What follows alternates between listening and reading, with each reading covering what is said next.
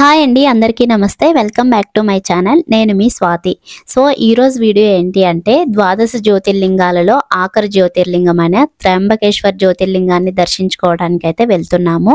మా ఈ దర్శనం ఎలా జరిగింది అనేది ఈ వీడియోలో నేను మీకు చూపించబోతున్నాను. అలాగే ఈ జ్యోతిర్లింగం యొక్క విశిష్టత ఏంటి అనేది, అలాగే ఇక్కడ స్థల పురాణం ఏంటి అనేది కూడా ఈ వీడియోలో ఎక్స్ప్లెయిన్ చేస్తాను. అంతేకాకుండా మన తెలుగు రాష్ట్రాల వాళ్ళు ఎవరైనా వెళ్ళాలి అనుకుంటే నాకు తెలిసినంత వరకు ఇన్ఫర్మేషన్ ఇవ్వడానికి అయితే ట్రై చేస్తాను. సో ఈ వీడియో మీకు వెళ్ళాలి అనుకుంటే ఎంతో కొంత హెల్ప్ అయితే అవుతుంది. సో వీడియోని స్కిప్ చేయకుండా చివరి వరకు చూడడానికి అయితే ట్రై చేయండి. అలాగే మాతో పాటు మీరు కూడా ఈ త్రయంబకేశ్వర్ జ్యోతిర్లింగాన్ని దర్శించుకోండి. సో నా వీడియోస్ ఆల్రెడీ ఫాలో అవుతున్న వాళ్ళకి అర్థమై ఉంటుంది కదా. మేము పూణే నుండి ఇంకా ఎల్లోరా కేవ్స్ చూడడానికి అయితే ఔరంగాబాద్ వెళ్ళాము. తర్వాత కృష్ణేశ్వర టెంపుల్ని దర్శించుకొని హోటల్లో స్టే చేసాం నైట్. ఆ తర్వాత మార్నింగ్ అయితే స్టార్ట్ అయ్యాము. లాస్ట్ వీడియోలో నేను మీకు చెప్పాను కదా, మార్నింగ్ 9కి అలా 9 or 10కి స్టార్ట్ అయితే ఇక్కడికి వచ్చేసరికి 11:30 అయిపోయింది అనమాట. ఆ నైట్ మేము నాసిక్ హోటల్లో అయితే స్టే చేసాము. సో మార్నింగ్ లేచి ఇంక ఇక్కడ చేరుకునేసరికి 11:30 అయిపోయింది అనమాట. మమ్మల్ని ఇక్కడ పెట్టేసి ఇంకా కార్ పార్కింగ్ చేయడానికి అయితే వెళ్ళారనమాట మా వాళ్ళు. సో మా వదిన వాళ్ళ ఫ్యామిలీ, మా ఫ్యామిలీ అయితే ఇంకా నాసిక్ వచ్చేసాము. ఇక్కడ టెంపుల్ దగ్గరకు వచ్చేసాము. సో ఇది ఎంట్రన్స్ అన్నమాట. ఇక్కడ బస్ స్టాప్ అనేది ఉంటుంది. ఎవరైనా మన తెలుగు రాష్ట్రాల నుంచి వెళ్ళాలి అనుకుంటే ఇక్కడ నుంచి ఔరంగాబాద్ స్టేషన్కి డైరెక్ట్గా ట్రైన్స్ అనేవి ఉంటాయి. అక్కడి నుంచి మనకి ఔరంగాబాద్ నుంచి నాసిక్ అనేది 40 కిలోమీటర్స్ డిస్టెన్స్ అయితే ఉంటుంది. 1 or 1.5 hour జర్నీ అయితే పడుతుంది అనమాట. మీరు ఔరంగాబాద్ దిగిన తర్వాత అక్కడ ఓల్డ్ బస్ స్టాప్కి వెళ్ళిపోతే అక్కడి నుంచి డైరెక్ట్గా మీకు త్రయంబకేశ్వర్ బస్సెస్ అయితే అవైలబుల్ ఉంటాయి. సో ఎవరైనా వెళ్ళాలి అనుకుంటే అలా వెళ్ళొచ్చు. సో మేమైతే పూణే నుండి కార్లో వచ్చామండి, 2 ఫ్యామిలీస్ కలిసి. ఇక్కడ టెంపుల్ దగ్గరికి అయితే వచ్చేసాము. ఇంకా మీరు బస్ దిగిన తర్వాత బస్ స్టాండ్లో బస్ దిగిన తర్వాత రైట్ సైడ్కి అలా నడుచుకుంటూ వెళ్ళిపోవచ్చు అనమాట. చాలా దగ్గరే, టెంపుల్కి దగ్గరే ఉంటుంది అనమాట. సో టెంపుల్కి బయట ఇలా చాలా పూజా ఐటమ్స్ అన్నీ, శివలింగాలని, నందివి ఇలాంటివన్నీ ఉన్నాయి. సో పూజకు కావాల్సినవన్నీ ఉన్నాయి. మీకు కావాలంటే రిటర్న్ వచ్చినప్పుడు పర్చేస్ చేసుకోవచ్చు. ఫస్ట్ అయితే మేము ఇలా నామాలు అయితే పెట్టించేసుకున్నాము అందరం కూడా. సో మీరు ఇక్కడ అబ్జర్వ్ చేసినట్లయితే వెనక ఒక బోర్డు అనేది కనిపిస్తుంది కదా, ఆ చెప్పులు పెట్టుకోవడానికి కానీ, బ్యాగ్స్ పెట్టుకోవడానికి కానీ, ఇంకా మొబైల్స్ పెట్టుకోవడానికైనా మనకి అక్కడ లాకర్స్ అనేవి అవైలబుల్ ఉంటాయి. సో మనం పే చేసేసి ఇంకా అవన్నీ కూడా మనం పెట్టుకోవచ్చు. మేము చెప్పుల వరకు అయితే పెట్టేసుకున్నాం అనమాట. ఇంకా మొబైల్స్ అవి కూడా తీసుకొని వెళ్ళొచ్చు. మీకు ఇక్కడ కనిపిస్తుంది కదా, ఇదే టెంపుల్ అనమాట. అక్కడ బోర్డు కూడా ఉంది హిందీలో.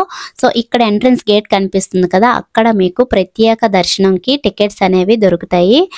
పర్ హెడ్ 200 రూపీస్ అనేది వాళ్ళు ఛార్జ్ చేస్తారు. మేమేంటంటే ఫస్ట్లో చూసుకోలేదన్నమాట. చూసుకోకుండా ఇలా లెఫ్ట్ సైడ్లో అందరూ వెళ్తున్నారని చెప్పేసి ఇంకా అలా మేము వెళ్ళిపోయి ఇంకా నార్మల్గా ఫ్రీ దర్శనం క్యూలో అయితే నిల్చుండిపోయామన్నమాట. తర్వాత మాకు తెలిసింది అక్కడ క్యూ కౌంటర్లో నిల్చున్న తర్వాత మాకు అక్కడి నుంచి ఎంట్రన్స్ గేట్ కనిపించింది. అక్కడ బోర్డు ఉంది 200 రూపీస్ అని చెప్పేసి, ఇంకా స్పెషల్ దర్శనం అని చెప్పి ఉంది. బట్ అప్పటికే మా వెనక చాలా మంది వచ్చేసారు. మేము ఇంకా సర్లే చూద్దామని చెప్పేసి ఉండిపోయాం. కానీ అక్కడ మాకు దర్శనానికి 4 hours టైం అయితే పట్టింది. సో మీరు కనుక తొందరగా దర్శనం చేసుకోవాలి అనుకుంటే మెయిన్ ఎంట్రన్స్ గేట్ దగ్గరికి వెళ్ళినట్లయితే అక్కడ 200 రూపీస్ టోకెన్ అనేది తీసుకొని పర్ హెడ్ 200 రూపీస్ పే చేసేసి మీరు స్పెషల్ దర్శనంకి అయితే డైరెక్ట్గా వెళ్ళొచ్చు. కొంచెం టైం అనేది తక్కువగానే పడుతుంది. సో ఇక్కడ చూసారా చాలా మంది జనాలు ఉన్నారు. మేమేమనుకున్నామంటే జస్ట్ ఈ ఒక కౌంటర్ దాటిపోతే ఇంకా టెంపుల్ వస్తుందేమో, తొందరగా ఒక 1 hourలో అవుతుందేమో అనుకున్నాము. బట్ తర్వాత మేము చూసుకున్నాం అనమాట, ఆ స్పెషల్ దర్శనం టికెట్స్ అనేవి ఉన్నాయని చెప్పి.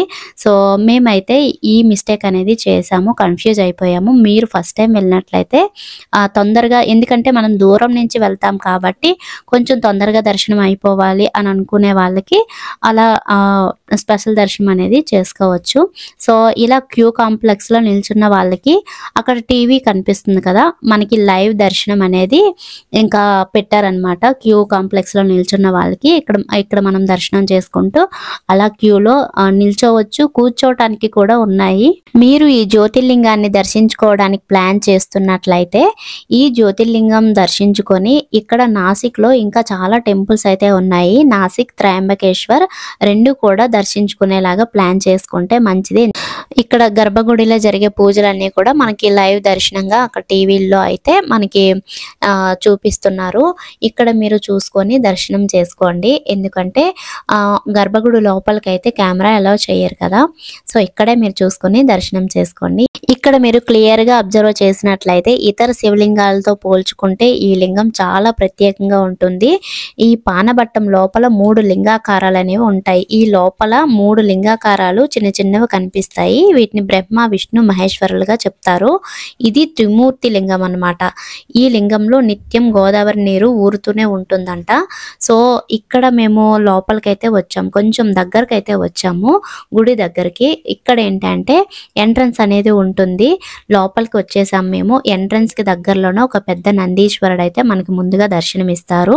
అక్కడ నేనైతే వీడియో తీయలేకపోయాను. ఇక్కడ దత్తాత్రేయ స్వామి వారు అయితే ఉన్నారు. ఇది వచ్చి ప్రధాన ఆలయం గర్భగుడి లోపల శివలింగం కూడా చూపించడానికి ట్రై చేశాను. క్లియర్ గా అబ్జర్వ్ చేసి చూడండి, మీకు దర్శనం ఇస్తారు. తర్వాత మాకు దర్శనం అయితే అయిపోయింది. చాలా బాగా దర్శనం జరిగింది. బయటకు వచ్చేసాము మేము ఇంకా దర్శనం చేసుకొని. ఈ గుడి మొత్తం కూడా నల్లరాయి ఉపయోగించి చేశారంట. గుడి లోపలికి వెళ్ళిన తర్వాత చాలా చల్లగా ఉంది. పురాతన గుడి కదా, ఇలాంటివి దర్శించుకోవడం వల్ల చాలా ఒక మంచి గుడ్ పాజిటివ్ వైబ్రేషన్స్ అన్నమాట. చాలా మంచిగా అనిపించింది నాకు. సో ఇప్పుడు మనం ఈ జ్యోతిర్లింగం యొక్క స్థల పురాణం అనేది తెలుసుకుందాము. కొన్ని యుగాలకు పూర్వం ఈ ప్రదేశం అంతా ఋషులు, సాధువులకు నివాస ప్రాంతంగా ఉండేది. సప్త ఋషులలో ఒకరైన గౌతమ మహర్షి తన ధర్మపత్ని అహల్యతో కలిసి ఇక్కడ జీవించేవారు. ఒకానొక సమయంలో ఈ ప్రదేశం కరువు కాటకాలతో అల్లాడేది. ఆ సమయంలో గౌతమ మహర్షి తన తపోశక్తిని ధారపోసి ఓ సరస్సును సృష్టించారంట. అహల్యతో పాటు మిగిలిన ఋషిపత్నులు ఆ సరస్సులో నీటిని ఉపయోగించుకునేవారంట. కానీ వారిలో గౌతమ్ మహర్షి పట్ల, అహల్య పట్ల అసూయ ద్వేషాలు పెరిగి తమ భర్తలను కూడా అలాంటి సరస్సును నిర్మించమని చెప్పారంట. అప్పుడు ఋషులందరూ వినాయకుని కోసం తపస్సు చేయగా వినాయకుడు ప్రత్యక్షమై వరంగా ఏమి కావాలి అని అడుగగా వారు గౌతమ్ మహర్షి వద్ద ఉన్న గోవు చనిపోయేటట్లు చేయమంటారంట. అది పాపం అని చెప్పినా వారు వినకుండా అదే వరం కావాలని వారు పట్టుపడతారంట. దాంతో ఏమీ చేయలేని స్థితిలో వినాయకుడు ఆ వరాన్ని ప్రసాదిస్తారంట. ఒకరోజు పంట మేస్తున్న గోవును గౌతమ్ మహర్షి దర్భలతో అదిమించగా అది గాయపడి చనిపోతుంది. అదే అదునుగా భావించిన ఋషులందరూ గోహత్య మహాపాపం అని ఈ ప్రదేశంలో గంగను పారేటట్లు చేస్తే ఆ హత్యకు పరిహారం అవుతుందని అన్నారంట. దాంతో గౌతమ్ మహర్షి, అహల్య చాలా సంవత్సరాలు శివుని కోసం తపస్సు చేయగా పరమశివుడు బ్రహ్మ, విష్ణు, ఆది పరాశక్తులతో కలిసి ప్రత్యక్షం అవుతారు. అప్పుడు ఆ మహాశివుడు ఏం వరం కావాలి అని అడగగా గౌతమ్ మహర్షి గంగను విడుదల చేయమని కోరుతాడు. అప్పుడు ఆ మహాశివుడు తన జటాజూటాన్ని విసరగా అది వెళ్లి బ్రహ్మగిరి పర్వతంపై పడి గంగా నది అక్కడ నుండి ప్రవహిస్తూ కిందకి వస్తుంది. దానినే గౌతమి లేదా గోదావరి నది అని పిలుస్తారు. ఈ ప్రదేశంలో శివుడు, బ్రహ్మ, విష్ణువు ముగ్గురు పానబట్టం లోపల 3 లింగాకారాలలో ఉంటారు. అందువలనే ఈ ప్రదేశాన్ని త్రయంబకం అని, ఈ దేవాలయాన్ని త్రయంబకేశ్వర ఆలయం అని అంటారంట. సో ఇది ఇక్కడ స్థల పురాణం.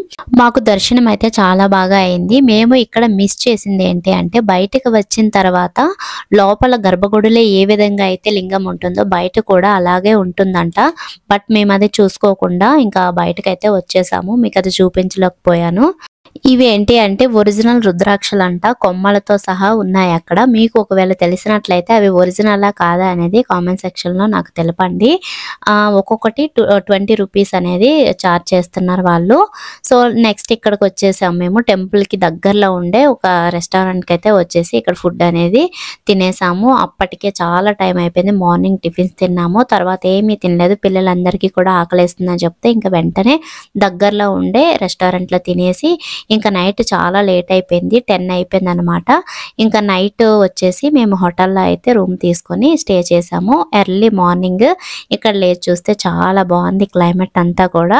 సో ఇక్కడ నుంచి ఇంకా ఆ రోజు వెళ్ళాల్సింది ఏమి లేదు కాబట్టి పిల్లలు చాలాసేపు ఆడుకున్నారు ఇక్కడ హోటల్లో.